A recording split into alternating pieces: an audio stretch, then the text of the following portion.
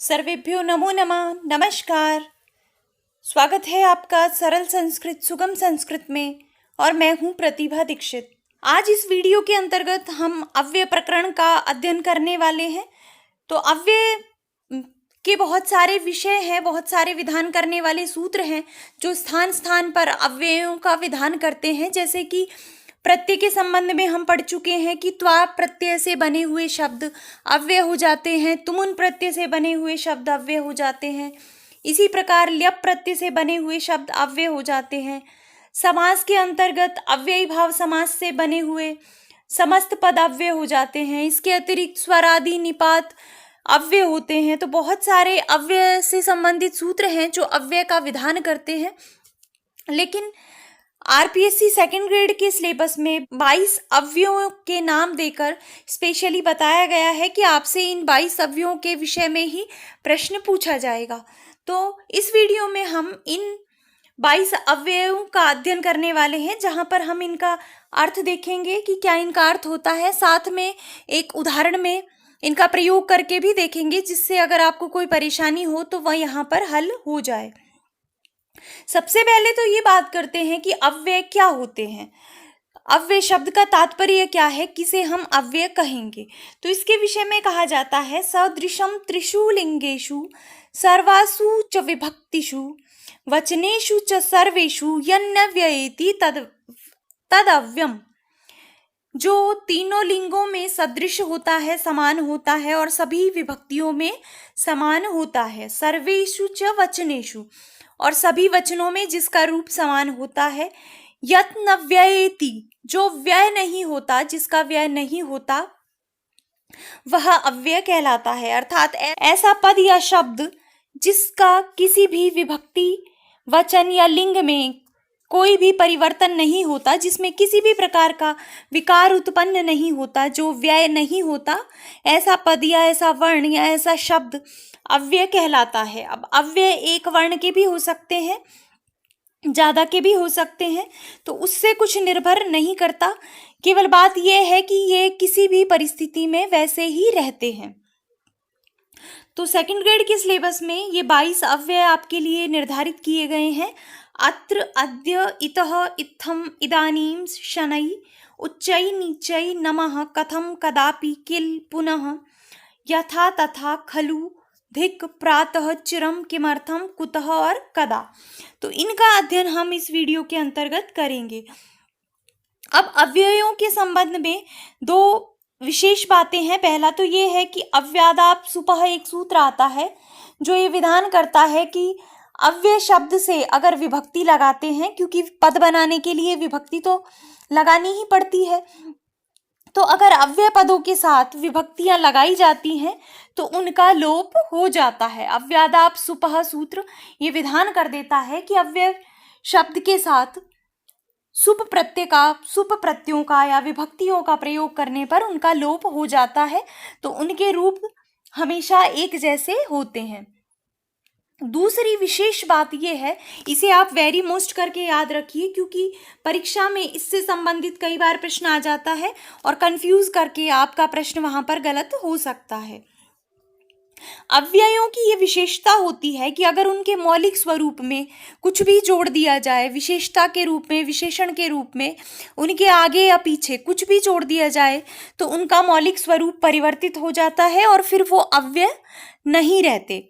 फिर उनके रूप सभी विभक्तियों और वचनों में चलते हैं, लिंगों में चलते हैं। तो अगर किसी भी अव्यय में कोई विशेषण जोड़ दिया जाए तो उसका मौलिक स्वरूप परिवर्तित हो जाता है और वो अव्यय नहीं रहता। जैसे एक अव्यय है उच्चई, तो उच्चई अव्यय में अगर अति उच्च, बहुत ऊंचा, इस तरह से बताने के लिए हम अति विशेषण जोड़ दें, अति उपसर्ग जोड़ दें और यहाँ पर हम पद बना दें अति उच्चई, तो ये पद फिर अव्यय नहीं रहेगा, क्योंकि इसमें विशेषण पद पूर्व में जोड़ दिया गया है, उपसर्ग जोड़ दिया गया है, तो फिर इसके मौलिक स्वरूप में परिवर्तन हो जाने के कारण ये अव्यय नहीं रहता। तो इस तरीके के प्रश्न परीक्षा में पूछे जाते हैं। तो जब प्रश्न आपसे पूछा जा रहा है तो थोड़ा आंखों को खोलकर, दिमाग को खोलकर प्रश्न को पढ़ें और उसके सारे ऑप्शंस को अच्छे से देखें कि किसी अव्यय के साथ कुछ अन्य तो नहीं जोड़ दिया गया। अगर कोई अन्य पद कोई अन्य शब्द, कोई अन्य विशेषण अव्यय के साथ जोड़ दिया गया है तो फिर वो अव्यय नहीं रहता। अब हम अव्यय जो हमारे पाठ्यक्रम में निर्धारित हैं उनका अर्थ देखेंगे और उसके साथ ही उनका एक एक वाक्य में प्रयोग करके भी देखेंगे। तो पहला अव्यय है अत्र। अब देखिए, आपको इन अव्ययों का अर्थ तो याद करना ही पड़ेगा क्योंकि बहुत आसान है। हो सकता है आपको 22 में से 20 के अर्थ तो पहले से ही आते हो, तो लेकिन फिर भी आप इनको हल्के में ना लें क्योंकि अव्यय एक बहुत महत्वपूर्ण टॉपिक होता है परीक्षा के अंतर्गत। देखिए, अव्यय से संबंधित 1 या 2 प्रश्न पूछे जाएंगे, तो अगर आपने अव्यय अच्छे से पढ़े हैं तो आपके वो 2 प्रश्न सही होंगे। और इसके अतिरिक्त अगर कई बार वाक्य शुद्धि से संबंधित प्रश्न होता है, कई बार संस्कृत अनुवाद से संबंधित प्रश्न होता है, तो इस तरह के प्रश्न भी अगर आपको अव्यय सही तरीके से आते हैं तो वो आपके सही हो सकते हैं। तो अव्यय बहुत छोटा सा और बहुत अच्छा रोचक विषय है। इसको बिल्कुल भी हल्के में ना लें कि ये तो छोटा सा है और मुझे तो सब आता है। इसको भी पढ़ें और इसका रिवीजन भी करते रहें जिससे आपके परीक्षा में 3-4 नंबर सुनिश्चित हो सके। तो यहाँ पर हम निर्धारित अव्ययों का अर्थ देखते हैं। पहला अव्यय है अत्र। अत्र का तात्पर्य होता है यहाँ। जैसे हम बोलें अत्र उपविशतु, यहाँ पर बैठ जाइए, तो अत्र अव्यय का अर्थ होता है यहाँ। दूसरा है अद्य। अद्य का तात्पर्य होता है आज। जैसे नंदः अद्य आगमिष्यति, नंद आज आएगा, इस प्रकार से। तीसरा अव्यय है इतः। इतः का तात्पर्य होता है यहाँ से। कृष्ण इतः एव अपठत, कृष्ण यहाँ से ही पढ़ा हुआ है। कृष्ण इतः एव अगच्छत, कृष्ण यहाँ से ही गया है, इस प्रकार से। चौथा है इत्थम। इत्थम का तात्पर्य होता है इस प्रकार। इत्थम करणीयम, इस प्रकार से कार्य करना चाहिए। इत्थम इदम कार्यम करणीयम, ये कार्य इस प्रकार से करना चाहिए। इतम दुग्धम दोहनम, इस प्रकार दुग्ध दोहना चाहिए। तो इस प्रकार अर्थ को बताने के लिए इत्थम अव्यय का प्रयोग किया जाता है। अगला है इदानीम। इदानीम का तात्पर्य होता है अब। ये भी समय को बताने वाला अव्यय है।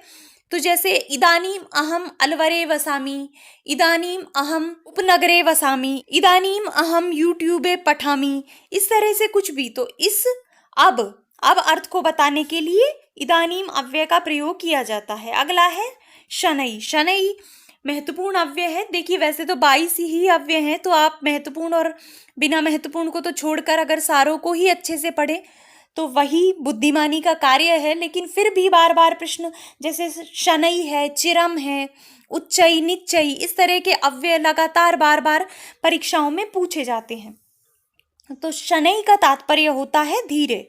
वृद्धः शनै शनै चलति, यानम शनै चलति, वृद्ध धीरे धीरे चलता है, यान धीरे चलता है। तो धीरे के, मंद गति के अर्थ में शनै अव्यय का प्रयोग किया जाता है। अगला है उच्चई। तो उच्चई का तात्पर्य होता है ऊंचा या महान भी इसका तात्पर्य होता है। जैसे गुरु शिखरम उच्चई अस्ति, गुरु शिखर पर्वत ऊंचा है, गुरु शिखर ऊंचा है, इस तरह से। अगला है निच्चई। निच्चई का तात्पर्य होता है नीचा। जैसे कि नद्याः जलम नीचई गच्छति, नदी का जल नीचे की ओर जाता है, नीचे जाता है। जलम सदैव नीचई गच्छति, जलम सदैव नीचई वहति, जल हमेशा नीचे की ओर बहता है। तो नीचे अर्थ को देने वाला अव्यय होता है निच्चई अव्यय। लेकिन अगर इससे पूर्व अति निच्चई, अति उच्चई, इस तरह से विशेषण लगा दिए जाएंगे तो फिर ये अव्यय नहीं रहेंगे। ये महत्वपूर्ण बात आप यहाँ पर याद रखिए। अगला है नमः। नमः का तात्पर्य होता है नमस्कार करना, प्रणाम करना। जैसे वासुदेवाय नमः, गणेशाय नमः, गुरुवे नमः, हरिये नमः। तो नमः अव्यय का तात्पर्य होता है नमस्कार। और नमः के योग में चतुर्थी विभक्ति का प्रयोग किया जाता है। ये बात कारक प्रकरण में आपने अब तक बहुत बार पढ़ी होगी। चैनल पर भी कारक से संबंधित वीडियोस अपलोडेड हैं, तो संस्कृत व्याकरण प्लेलिस्ट से आप कारक से संबंधित वीडियोस देख सकते हैं। इसके अतिरिक्त अभी हम जो कारक के सूत्र हमारे पाठ्यक्रम में निर्धारित हैं, आगे हम उनका भी अध्ययन करेंगे। तो लेकिन मैं आपको बस ये कहना चाह रही हूँ, आपको ये ज्ञात ही होगा कि नमः अव्यय के योग में चतुर्थी विभक्ति का प्रयोग किया जाता है। 10वां अव्यय है कथम। कथम का तात्पर्य होता है कैसे। अस्मिन अवस्थायाम कथम जीवसी, इस अवस्था में आप कैसे जीते हैं। अस्मिन गृहे कथम वससी, इस घर में आप कैसे रहते हैं। इस तरह से कथम का तात्पर्य होता है कैसे। अगला है कदापि। कदापि का तात्पर्य होता है कभी भी। तो कदापि असत्यम न वदेत, कदापि प्रमादम न कुरु, कभी भी प्रमाद नहीं करना चाहिए, कभी असत्य नहीं बोलना चाहिए। तो कभी भी इस अर्थ में प्रयुक्त होता है कदापि। अगला है किल। तो किल एक तो वार्ता अर्थ में प्रयुक्त होता है, जब कोई वार्ता हम कह रहे हैं, कोई कहानी कह रहे हैं, कथा कह रहे हैं, बातचीत कर रहे हैं, तो वहां पर भी किल शब्द का प्रयोग होता है। जैसे एकदा किल एकः सिंहः आसीत, एक बार एक सिंह था। तो इस प्रकार जब वार्ता हो रही होती है तो किल अव्यय का प्रयोग किया जाता है। दूसरा किल अव्यय का प्रयोग निश्चय के अर्थ में भी किया जाता है। जहां पर निश्चय पूर्वक किसी बात को बताना हो वहां पर किल अव्यय का प्रयोग होता है। जैसे इदम किला व्याज मनोहरम वपुः, ये वपु जो है, शरीर जो है, वो निश्चय ही रूप से बहुत ही अत्यधिक मनोहर है। तो जहां पर निश्चयार्थक अर्थ होता है वहां पर किल अव्यय का प्रयोग किया जाता है। 13वां अव्यय है पुनः। पुनः का तात्पर्य होता है बार बार, दोबारा। तो भस्मीभूतस्य देहस्य पुनरागमनम कुतः, भस्मीभूत देह का पुनः बार बार दोबारा आगमन कहाँ होता है। भवान गच्छति पुनः आगमनाय, पुनः आने के लिए आप जाइए। तो जहां पर दोबारा पुनः का अर्थ होता है, बार बार का अर्थ होता है, वहां पर पुनः अव्यय होता है। अगला है यथा। यथा का तात्पर्य होता है जैसे। यथा राजा तथा प्रजा। देखिए कुछ अव्यय ऐसे होते हैं जिनका साथ प्रयोग किया जाता है, जोड़े में प्रयोग किया जाता है। अगर आप एक का प्रयोग कर देंगे तो वाक्य वहां पर थोड़ा अधूरा लगता है। जैसे यथा तथा, यद्यपि, तथापि, इस तरह के जो अव्यय हैं उनका साथ साथ प्रयोग किया जाता है। तो यथा का अर्थ होता है जैसे और तथा का अर्थ होता है वैसे। तो आप इनके उदाहरण देखिए। जैसे यथा राजा तथा प्रजा, जैसी राजा वैसा प्रजा। इसी प्रकार अहम यथा कार्यम करोमि तथा फलम प्राप्नोमि, मैं जैसा कार्य करूँगा, मैं जैसा कार्य करता हूँ मुझे वैसा फल प्राप्त होता है। तो जैसे और वैसे इन अर्थों में यथा और तथा अव्यय होते हैं। अगला है खलु। खलु निश्चय अर्थ में भी प्रयुक्त होता है। जैसे सर्वम खलु इदम ब्रह्म, ये सब कुछ ब्रह्म ही है और निश्चय पूर्वक, निश्चित रूप से ये ब्रह्म ही है। तो जहां पर निश्चयार्थक अर्थ आपको बताना हो वहां पर खलु अव्यय का प्रयोग भी होता है। इसके अतिरिक्त निषेध अर्थ में भी खलु अव्यय का प्रयोग होता है। जैसे पीत्वा खलु, बस अब मत पियो, रुक जाओ। तो ऐसा जब हमको अर्थ बताना हो तो हम कहेंगे पीत्वा खलु। तो निषेध अर्थ में भी खलु का प्रयोग होता है। अगला है धिक। तो धिक अव्यय का तात्पर्य होता है धिक्कार करना किसी को। जैसे दुर्जनम धिक, दुर्जन के लिए धिक्कार है, दुर्जन को धिक्कार है। अगला है प्रातः। प्रातः होता है प्रातः काल, सुबह, जो सूर्योदय से पूर्व की जो वेला होती है, जब सूर्य का उदय होता है, वो जो काल होता है वो प्रातः काल होता है। तो इसका जैसे उदाहरण है सूर्यः प्रातः उदेति, सूर्य प्रातः काल में उदित होता है। अहम प्रातः विद्यालयम गच्छामि, मैं प्रातः काल में सुबह विद्यालय जाता हूँ। चिरम।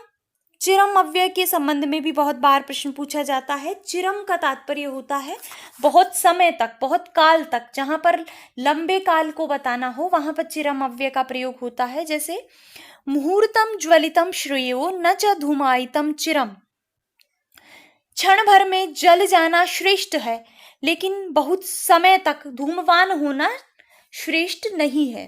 तो ये एक सूक्ति है, या आप इसको सिंपल शब्दों में भी, या आप इसको सामान्य सरल शब्दों में इस तरह से समझ सकते हैं। जैसे सह चिरम पठति, वह बहुत लंबे समय तक पढ़ता है। तो चिरम का तात्पर्य होता है बहुत समय तक। अगला है किमर्थम। किमर्थम का तात्पर्य होता है क्यों। सह किमर्थम गतवान, सह किमर्थम हसति, वह क्यों हंस रहा है, वह क्यों चला गया। तो क्यों के अर्थ में प्रयुक्त होता है किमर्थम।